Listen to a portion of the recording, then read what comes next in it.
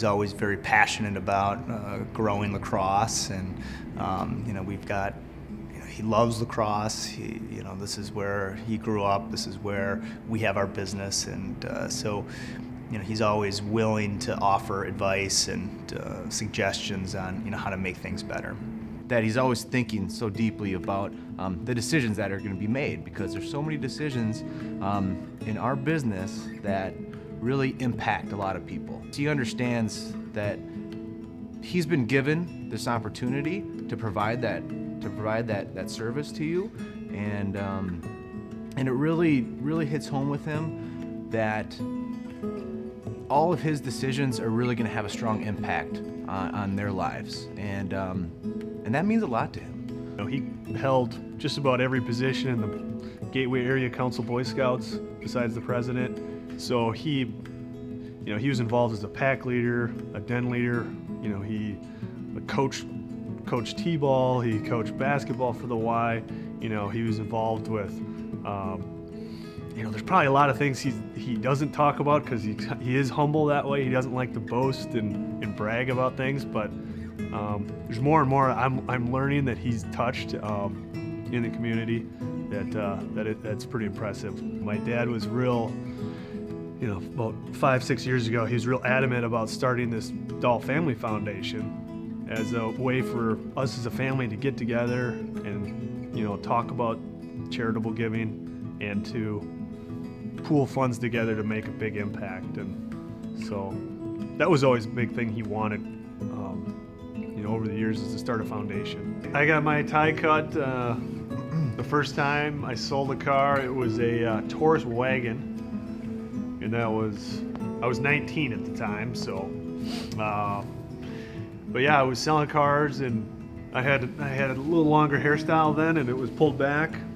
And the rumor was going around the dealership that my dad was going to cut my hair in the sales meeting instead of the tie. We started having birthday parties. We started having them actually in this space, the old Ford showroom down here. And so I'd invite all my friends, and we would bring in a bunch of conversion vans, and we would all camp out in the conversion vans all night long.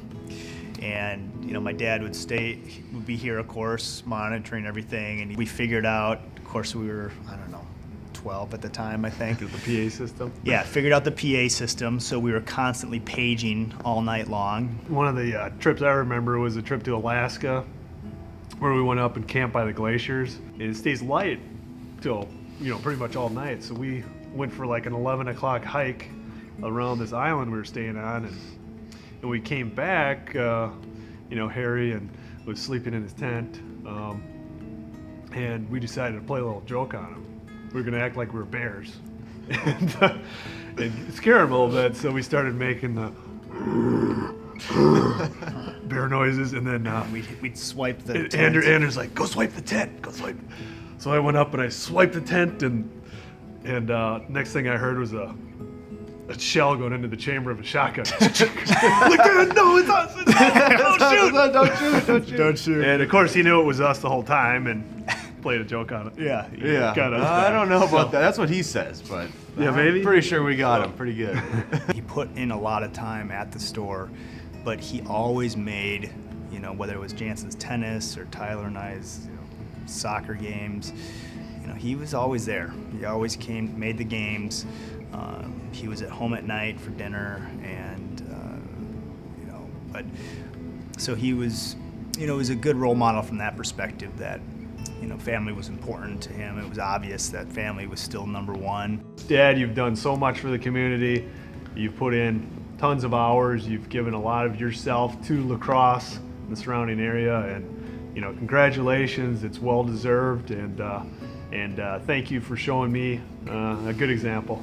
Congratulations, and certainly deserved. I mean, in all honesty, you are not only a phenomenal role model to me in our business and in our family, but also to the community. And I just want to congratulate you. We certainly couldn't be the men we are today without your guidance, without your leadership, without your compassion, and your and just your absolute 100% sincerity in everything you do.